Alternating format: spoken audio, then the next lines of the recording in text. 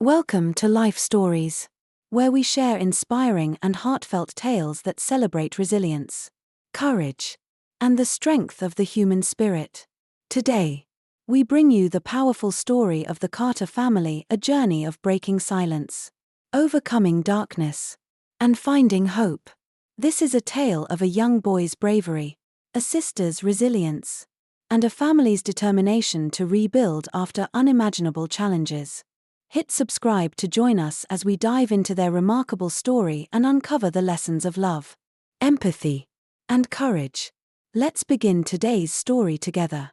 The Carter family lived in a charming little house in the quiet suburban town of Oakwood. It was the kind of place where neighbors exchanged pleasantries over white picket fences. Children's laughter echoed down the streets, and every front yard seemed to have the perfect lawn. From the outside, their family seemed no different. Amanda, a dedicated nurse, worked long shifts to provide for her children. Ryan, a middle school teacher, was well liked in the community, and Noah and Emma, Amanda's children, appeared to have everything they needed for a happy childhood. But appearances, as they say, can be deceiving. Noah, a bright-eyed 7-year-old, loved playing with his collection of miniature race cars.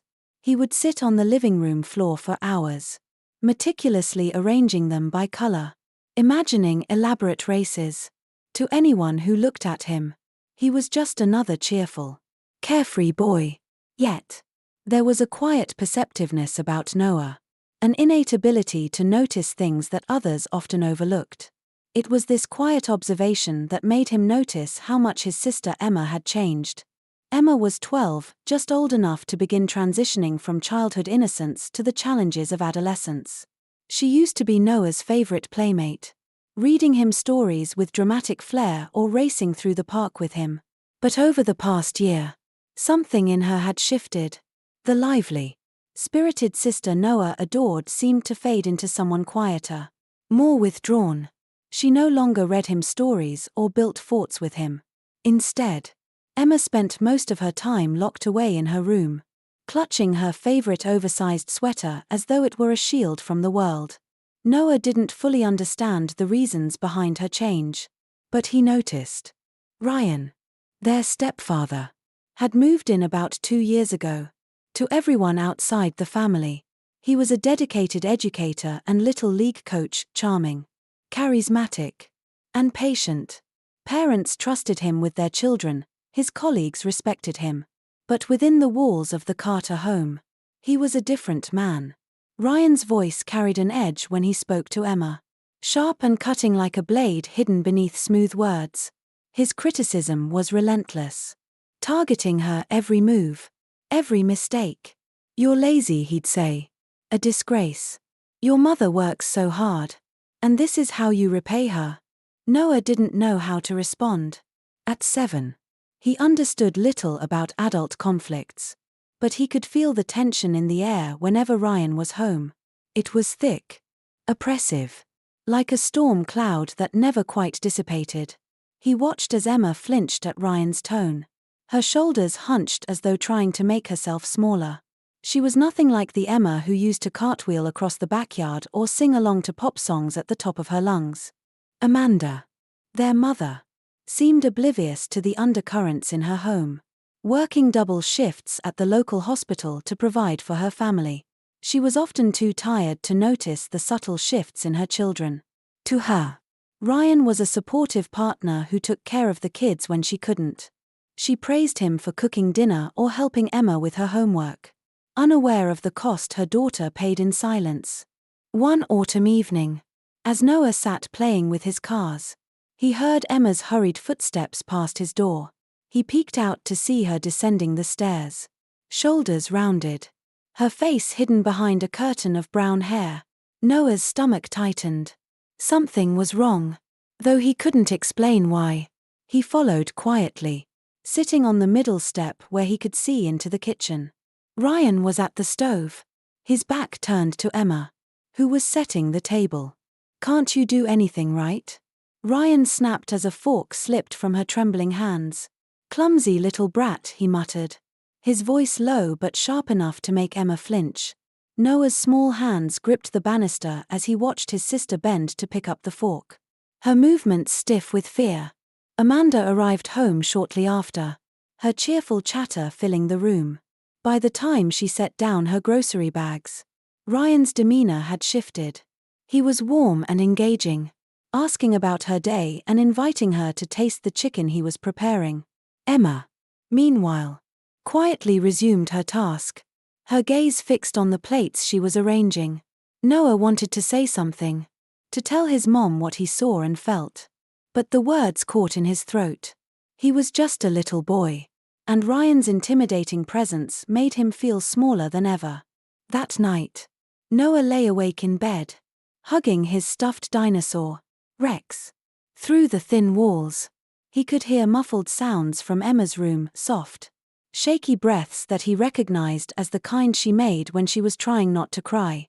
He wanted to go to her, to comfort her the way she used to comfort him after nightmares. But something held him back. Instead, he whispered a prayer into Rex's worn green fur. "Please keep Emma safe," he murmured. "Please make Ryan be nice. Please help Mom see." He didn't know it then, but in just a few days, he would make a decision that would shatter the fragile silence in their home forever. Nothing on Cedar Street would ever be the same again. The days following that tense autumn evening passed in much the same way they always did.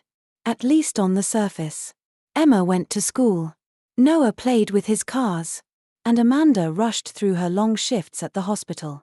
But beneath the routine, the tension in the Carter household simmered, invisible to the outside world. For Noah, it was like walking through a house full of ghosts, silent, cold, and unsettling. Emma's silences grew heavier. She stopped joining her friends after school and often skipped meals. Claiming she wasn't hungry, Noah noticed the way she tugged at the sleeves of her oversized sweater, ensuring they stayed down over her wrists. He wanted to ask her why, but every time he opened his mouth, the words refused to come out. One evening, while Amanda was working a night shift, the house felt quieter than usual.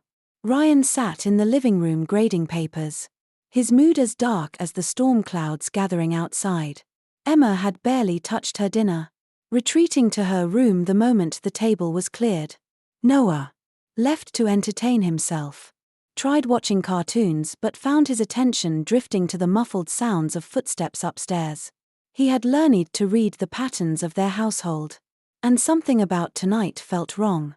The first sound that alarmed him was a loud thud. Noah froze, his small body tensing. Then came Ryan's voice, sharp and angry, cutting through the walls. "Stupid girl," he growled. Noah heard Emma's shaky reply, her voice breaking as she tried to respond. Another thud followed, louder this time, and Noah's heart began to race. "Trust your feelings," his teacher Miss Collins had said during their safety assembly the week before. "If something seems wrong, it probably is. And if you think someone is in danger, call 911. The operators are there to help, day or night." Noah's hands trembled as he slid off the couch and tiptoed into the kitchen. His socks made no sound on the linoleum floor as he opened the drawer where Amanda kept the emergency numbers. The cordless phone felt heavy in his hands, the buttons larger than they had ever seemed before. Taking a deep breath, he pressed 9. Then 1. Then 1. The phone rang twice before a calm voice answered. 911. "What's your emergency?" Noah's voice came out smaller than he intended. "I think my sister's getting hurt," he whispered. "Okay, sweetheart," the operator said gently, her tone soothing yet serious. "You're very brave for calling. Can you tell me your name and where you are?" "My name is Noah Carter," he said, gripping the phone tighter. "We live at 247 Cedar Street." The operator assured him that officers were on their way. She stayed on the line, asking Noah soft questions to keep him calm. He could still hear the commotion upstairs, Ryan's shouting, Emma's cries, but now there was another sound in the distance, sirens. "They're here," Noah said, his voice trembling with relief as red and blue lights flashed through the windows. "Stay on the phone with me," Noah, the operator, instructed. Find a safe place to wait and don't try to go upstairs. Noah ducked into the pantry, clutching the phone to his chest as the front door burst open with a crash. Police, authoritative voices called. Heavy footsteps thundered up the stairs, followed by more shouting and a gasp that made Noah's heart drop. Minutes later, paramedics arrived with a stretcher. Noah crept out of the pantry just in time to see them descending the stairs with Emma. Her face was tear-streaked and bruised, her body limp against the stretcher. Their eyes met briefly, and in that moment, something passed between them, a silent exchange of gratitude, love, and an unspoken promise. As Ryan was led out of the house in handcuffs, his face twisted with rage, he glared at Noah. "You little," he began. But an officer clamped a hand over his mouth and pushed him toward the waiting police car. One of the officers, a tall man with kind eyes, knelt down beside Noah. "Did you make the call, buddy?" he asked. Noah nodded, his eyes wide and unblinking. "Is Emma going to be okay?" The officer placed a reassuring hand on his shoulder. "You did exactly the right thing, Noah. You were very brave. And because of you, your sister is safe now." As the paramedics wheeled Emma out of the house, Noah felt a mix of emotions: relief, fear, and a strange new feeling he couldn't quite name. Strength. Perhaps, for the first time, he had stood up to the storm cloud that had loomed over their home. And while he didn't fully understand what would come next, he knew one thing for certain: the silence had been broken. The days following Ryan's arrest were a whirlwind for the Carter family. Their once quiet house on Cedar Street became a hub of activity, with police officers, social workers, and reporters coming and going. Each visit felt like peeling back a layer of their carefully constructed life, revealing the fractures that had been hidden beneath the surface. For Noah, it was both confusing and overwhelming. He clung to his mother's side as much as he could, watching as she answered endless questions about their family life. Amanda was visibly shaken, her exhaustion deeper than usual as the realization of what her children had endured hit her. She kept apologizing to Noah and Emma, her voice trembling with guilt. "I should have known," she said over and over. "I should have seen the signs." Emma, still recovering at the hospital, was quieter than ever. The bruises on her face were fading, but the emotional wounds were harder to mend. She avoided eye contact with everyone, even Noah, and answered questions with brief nods or single words. It was as though she was trying to disappear, even in the safe space of her hospital room. Detective Diana Harper, a seasoned officer with the Oakwood Police Department, was assigned to lead the investigation. She was a calm, empathetic presence, her dark hair pulled into a neat bun and her sharp eyes filled with determination. From the moment she met Amanda and Noah, she made it clear that her priority was ensuring their safety and justice for Emma. Detective Harper began piecing together a timeline of Ryan's behavior. It didn't take long for patterns to emerge. Margaret Lewis, a retired vice principal who had worked with Ryan at a previous school, came forward with detailed notes she had kept over the years. These notes revealed complaints from parents and students about Ryan's behavior, comments about his inappropriate criticism of young girls, his tendency to isolate certain students, and his abrupt transfers from school to school whenever concerns were raised. He always left just before things got serious, Margaret explained during her interview with Harper. Each time, the complaints were brushed aside as misunderstandings or exaggerations. And then he'd move on to another school and start all over again. The revelations shocked the Oakwood community. Parents who had trusted Ryan with their children struggled to reconcile the charming teacher they knew with the abusive man he had been behind closed doors.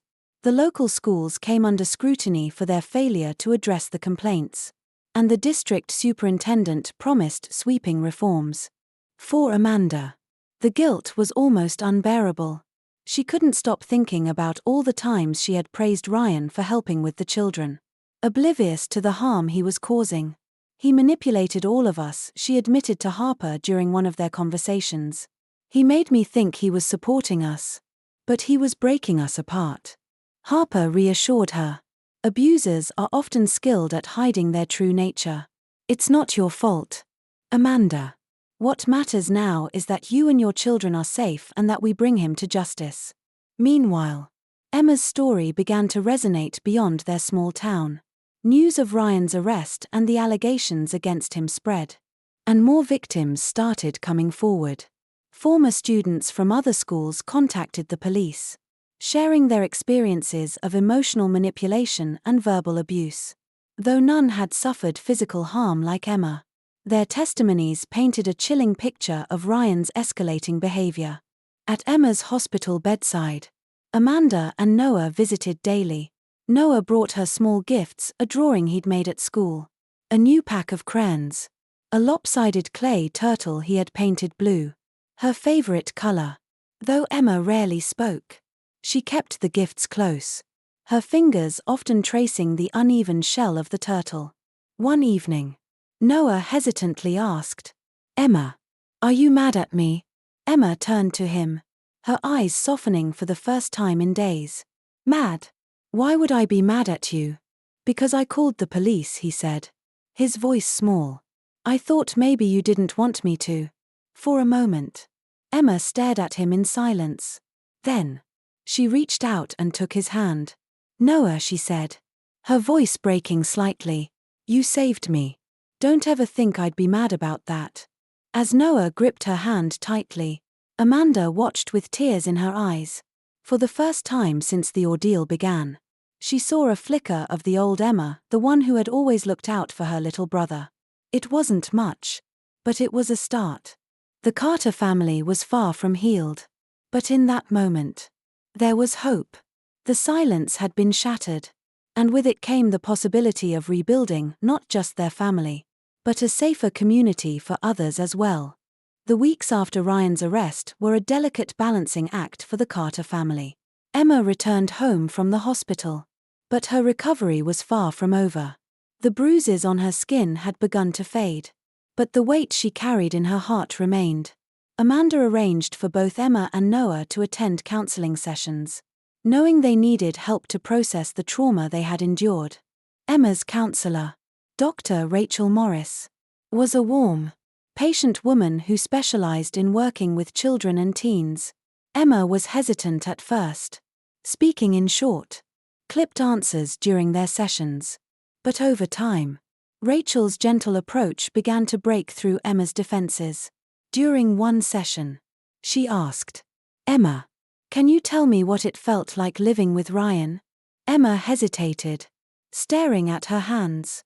"It was like I didn't matter," she finally said. "Like I was just in the way all the time. No matter what I did, it was never good enough for him." Rachel nodded empathetically. "That must have been so hard. Did you ever tell anyone how you felt?" Emma shook her head. "He said no one would believe me, that I'd just make Mom upset and ruin everything." Rachel leaned forward slightly. "But someone did believe you, didn't they? Your brother, Noah."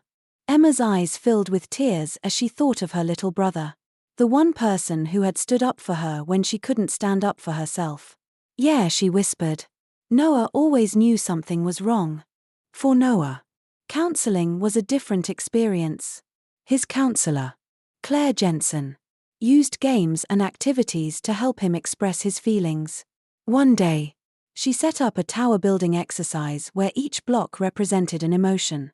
"Noah, which one do you feel today?" she asked. Noah picked up a block labeled confused. "Mom's crying a lot," he said. "And Emma doesn't smile anymore. I thought everything would be better when Ryan left. But it's still hard." Claire nodded. "That makes sense. Noah, big changes like this take time, even when they are for the better. But you did something really brave. You helped your family take the first step toward feeling safe again." At home, Amanda worked tirelessly to create an environment of stability and love. She rearranged the house, removing anything that reminded them of Ryan. She painted Emma's room in soft pastel colors, letting her choose new bedding and decorations. For Noah, She set up a cozy reading corner filled with books and plush toys. But Amanda also struggled with her own guilt. "How did I miss it?" she asked Rachel during a parent session. "I thought I was doing everything right, working hard, keeping the family together. But I didn't see what was happening right under my nose." Rachel reassured her. "Amanda, abusers are often very good at hiding their true nature. Ryan manipulated you, just as he manipulated Emma. But you're here now, doing everything you can to help your children heal. That's what matters." Emma and Noah's bond grew stronger during this time. On quieter days, Emma would join Noah in his room, watching as he arranged his Hot Wheels cars or built Lego structures. Though she was still reserved, she found comfort in these small moments of normalcy. One evening, Noah brought Emma a drawing he had made at school. It showed two figures holding hands, one tall, one small, with a bright blue sky above them. "This is you and me," Noah explained. "I made it blue because it's your favorite color." Emma smiled for the first time in weeks, tears shining in her eyes. "Thank you, Noah. It's perfect." As the weeks turned into months, the family began to find a new rhythm. Emma started opening up more during her sessions with Rachel, even expressing interest in rejoining the soccer team in the spring. Noah continued to thrive in school, where his bravery was quietly celebrated by his teacher, Miss Collins. Amanda joined a support group for parents of abuse survivors, finding solace in sharing her experiences with others who understood. The road to recovery was not linear. There were setbacks and moments of pain, but there were also moments of growth and connection. Slowly, the Carter family began to rebuild not just their home, but their sense of safety, love, and trust. When the day of Ryan's trial arrived, the Carter family stood on the steps of the Oakwood courthouse, their small group joined by a growing circle of supporters. Emma clutched Amanda's hand tightly, her other hand held firmly by Noah. The weight of what lay ahead was heavy, but there was also a shared determination among them, a resolve to face the truth and ensure that justice was served. Inside the courtroom, Ryan appeared smaller than the imposing figure he had been in their home. Dressed in an orange jumpsuit, his once confident demeanor had faded, replaced by a sullen expression. Yet, seeing him again still sent a chill through Emma. She instinctively pulled her sweater sleeves down further, as if to shield herself from his gaze. Detective Harper led the prosecution's case with precision, outlining Ryan's calculated pattern of abuse. Margaret Lewis, the retired vice principal, was the first to testify. She described her years of suspicion, detailing the informal complaints filed by students and parents at each school Ryan had worked at. "He had a way of slipping through the cracks," she explained. "By the time we pieced together what was happening, he was gone, transferred to another school, starting fresh." Next came Emma's medical records and photographs, showing the bruises she had tried so hard to hide. The courtroom fell silent as the prosecution presented journal entries Emma had kept, documenting months of fear and intimidation. Each word painted a vivid picture of the emotional and physical toll Ryan's actions had taken. Emma didn't have to testify in person, a decision Amanda had fought hard for. Instead, her story was told through written statements and corroborated by Noah's testimony. His recorded video was played for the court, showing the quiet bravery of a 7-year-old who had seen too much. "Emma stopped being Emma," he said simply in the video. "She got quiet and scared. When I heard Ryan hurting her, I knew I had to call for help." The defense tried to paint Ryan as a strict but well-meaning father figure, arguing that his actions were misunderstood. But the overwhelming evidence, combined with the testimonies of former students who had come forward, dismantled their narrative. Each former student shared eerily similar accounts of Ryan's manipulation and verbal abuse. Though none had suffered physical harm like Emma, their stories highlighted a clear pattern of escalating behavior. Emma's story also resonated beyond the courtroom. The Oakwood School District faced significant backlash for failing to act on previous complaints against Ryan. In response, The district implemented sweeping reforms, including mandatory reporting training for all staff, anonymous tip lines for students, and stricter protocols for investigating allegations of abuse. The trial lasted several weeks, but the verdict was clear: guilty on all counts. The judge sentenced Ryan to 25 years in prison, with no possibility of parole for 15 years.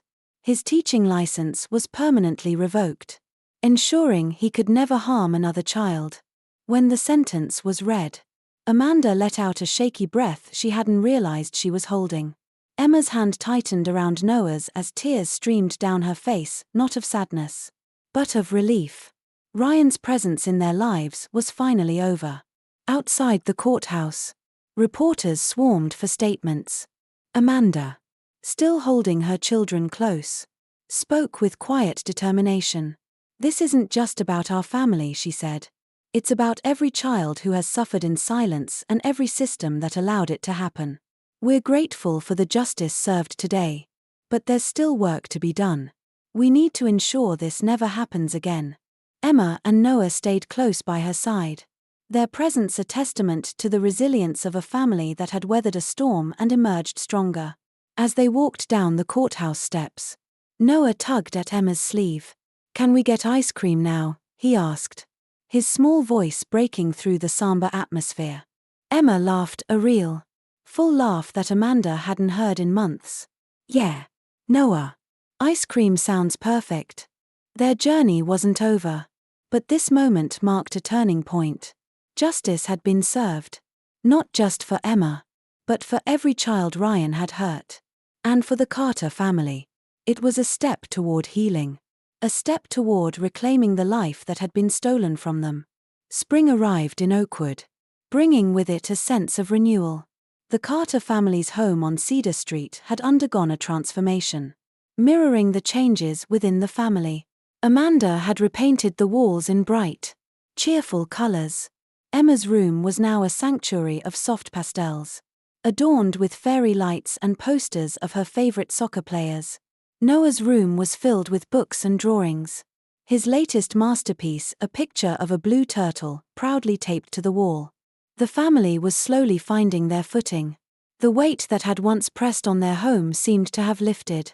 Laughter, once scarce, now echoed through the halls again. Yet, the scars of the past were not forgotten. They were simply being woven into the fabric of their new lives. Reminders of what they had overcome. Emma had taken a significant step toward reclaiming herself. She had rejoined the soccer team. Her teammates, led by her best friend Sophie, welcomed her back with open arms. On her first day of practice, Emma had hesitated at the field's edge, clutching her bag tightly, but Sophie had jogged over, grinning. "You've got this," she said, handing Emma a jersey with her old number on it. "We saved your spot." Emma's return to the field wasn't just about soccer, it was about taking back the pieces of herself that Ryan had tried to erase. She moved with a mix of caution and determination, her confidence growing with every pass, every kick. Noah, who had declared himself her official cheerleader, watched proudly from the sidelines, occasionally mimicking her moves with exaggerated flair. Amanda, too, was finding her voice. She had joined a support group for parents of abuse survivors, and her participation quickly evolved into advocacy. At her urging, the Oakwood School District implemented what they called the Carter Initiative, a set of programs designed to protect students from abuse. It included mandatory abuse recognition training for teachers, anonymous reporting systems for students, and stronger investigation protocols. Amanda also began speaking at community events, sharing her family's story with honesty and courage. "I missed the signs," she admitted at one gathering, her voice steady despite the emotion in her eyes. "But I'm here now, and I'm determined to make sure no other parent has to feel that regret. We have to trust our children, listen to them, and take action when something feels wrong." Emma joined her at one of these events, nervously stepping onto the stage to tell her story. Her voice shook at first, but as she looked out at the faces in the audience, many of them young girls like herself, she found her strength. It's okay to ask for help, she said. It doesn't mean you're weak. It means you're brave. Her words resonated deeply. Afterward, several girls approached her, sharing their own struggles. One of them, a quiet girl named Abby, admitted she had been afraid to speak up about bullying at school. But I think I can now, she said softly. Emma hugged her tightly, feeling the ripple effect of her actions. For Noah, life returned to a semblance of normalcy, though he had changed in profound ways. His school recognized his courage with a special award for bravery, which now hung proudly in the family's living room. Yet, Noah remained humble. I just did what Miss Collins told us to do, he said whenever someone praised him. I wanted Emma to be safe. One evening, as the family sat on their front porch eating ice cream cones, Amanda shared a piece of news. The governor's office wants us to speak at the signing ceremony for the new protection laws, she said. Only if you're comfortable with it. Of course. Emma and Noah exchanged a look, their silent communication stronger than ever. I want to, Emma said firmly. People need to know it's okay to tell. Me too, Noah added. Miss Collins says our story can help other kids. Amanda hugged them both, marveling at their resilience. The darkness they had endured hadn't just shaped them, it had strengthened them, giving them a purpose beyond their pain. That spring evening, as the sun dipped below the horizon, the Carter family sat together, their laughter mingling with the sounds of the neighborhood. They had emerged from the storm, not untouched, but transformed. They were a family rebuilt with love, courage, and the unbreakable bond of those who had faced the worst and found their way back to the light. As the sun set over Oakwood, the Carter family stood together on their front porch, savoring the simple joy of being together. Their journey had been marked by pain, but it had also been defined by resilience, love, and the power of speaking the truth. Emma, now thriving, was a beacon of courage for others, while Noah's bravery had sparked a change that extended far beyond their home. Amanda, their unwavering anchor, ensured the lessons they learned would continue to protect and inspire. Their story reminds us that even in the darkest times, hope and strength can emerge. It's a testament to the impact of love, empathy, and standing up for what's right. Thank you for watching this heartfelt journey. Don't forget to subscribe to Life Stories for more powerful and inspiring tales that celebrate the strength of the human spirit.